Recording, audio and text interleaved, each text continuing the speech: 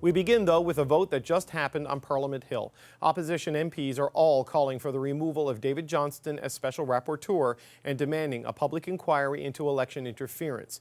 But that motion from the NDP is non-binding. So what if the Liberal government ignores it? NDP leader Jagmeet Singh joins me now. Mr. Singh, thanks for making the time. Thank you. So the Liberals are likely going to ignore this motion, and David Johnston has already issued a statement saying he's not going to step down. So what do you think this has accomplished today? Well, we made it really clear that the will of the House is that Mr. Johnston should be stepping down because of the appearance of bias. And I made it very clear this is not a personal attack. This is about the important role of the special rapporteur in this case to restore confidence, not being able to do that given the clear appearance of bias. This is on the Liberal government to answer why they're not listening to the will of the House. In addition, we've long been saying a public inquiry is the only real way to have the rigor necessary to give Canadians confidence that everything is being done. That is not happening. We've got a Prime Minister who wants to ignore the issue. We've got a Conservative leader who's playing games. I'm taking this matter seriously. I'll be receiving the briefing. I'm pushing for concrete steps. Okay, but I have to ask you, sir, how is it taking the matter seriously if you're calling for David Johnston to step down when you haven't yet seen the intelligence, you haven't looked at his work, and you're already saying he has to go? I mean, what if he's dead right in everything he said? The issue is, and this is something that happens when the goal is to restore confidence, there is an appearance of bias or an appearance of partiality that undermines and erodes the work. It's not about the conclusion. Often it is about the appearance. And if the appearance of the work that's being done is not one that is above the reproach of any bias or partiality, then the work itself is no longer something that people can have trust in. So my question and my concern isn't about the conclusion. If it was, then your argument is absolutely right. Then I should see the evidence first before making my opinion. But my issue is about the appearance of bias, and that appearance is very strong. There's mounting evidence.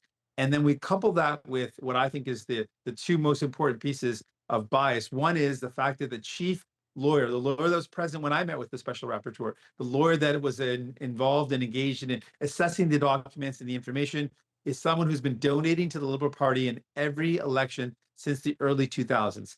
That is a problem when that was a chief lawyer. In addition to the fact that the report takes the government's responses and then regurgitates those responses in the report itself, given the chief lawyer involved, given that finding in the report that government's responses were just taken verbatim without any pushback, that raises the appearance of bias, and that's a problem. Okay, so if the former Governor General of Canada is not credible enough to do this work, who is credible enough to do this work, and who, with the necessary credibility, would step up and do this job after everything that has happened to David Johnston over the past few weeks? Now, I want to be very clear. It's not about Mr. Johnston's credibility. He is absolutely a credible person, but the appearance of bias makes it so that the work that he does can't restore confidence in Canadians. And that is very clear. When the chief lawyer that was engaged by Mr. Johnston has such a deep tie to the Liberal Party, that obviously raises a reasonable doubt that there is some bias there. Right, and but that is a fair concern to be raised. But we're talking about the individuals rather than their work. And I suspect that this would be a pattern that would repeat itself no matter who steps in to lead an inquiry should you get your way. So I wonder, who is this person that meets your credibility test, meets your lack of bias test, who would be willing to step into what has become a political buzzsaw right now in this country that is seeing a lot of reputations being attacked and tarnished?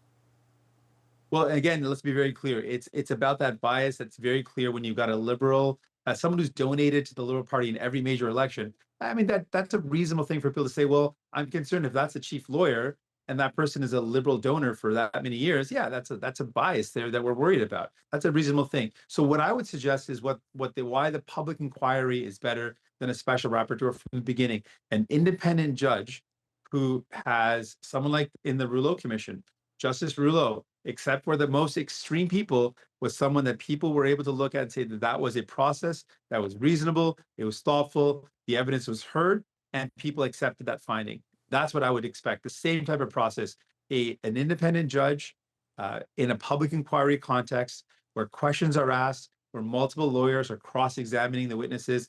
That is a robust process which would be above reproach. The political context, though, around this particular issue is perhaps even more intense than the hearings that Judge Rouleau led by the time he got to do his work. And we've even seen people refer to him as a liberal justice at committee. We've seen people online doing deep dives into his background, trying to create a portrait of bias.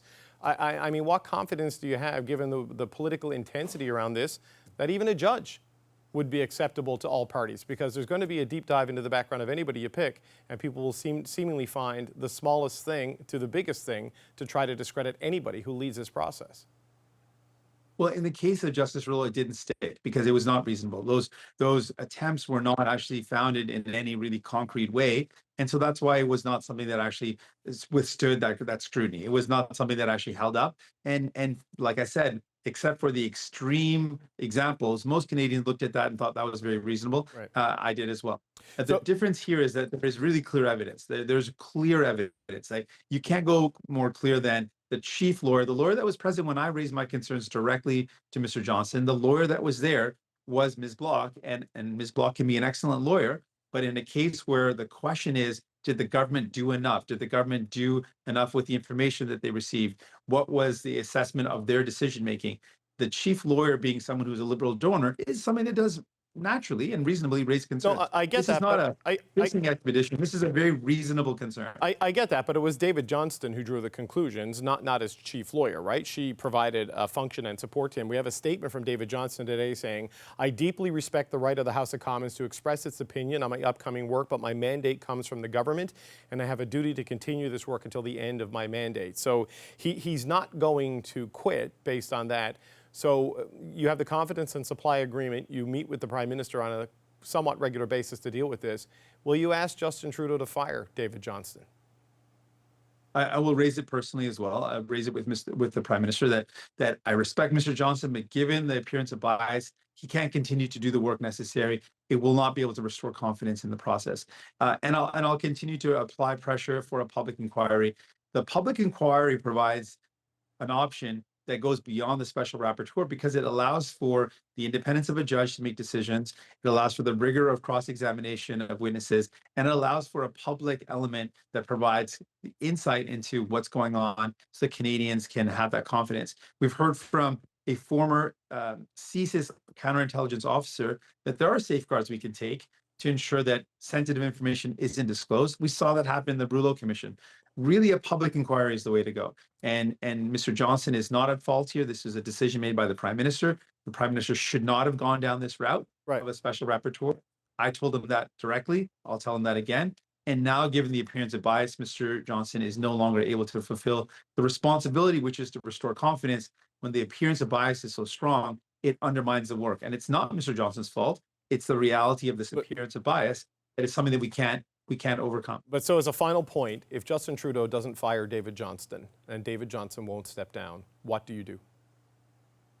We continue the pressure. We continue to raise concerns about the public inquiry being the real way to move forward. We raise our concerns that the special rapporteur will not fulfill the questions that are being asked by Canadians, and we keep up the pressure. Okay. Jagmeet Singh, thanks for your time. Thank you.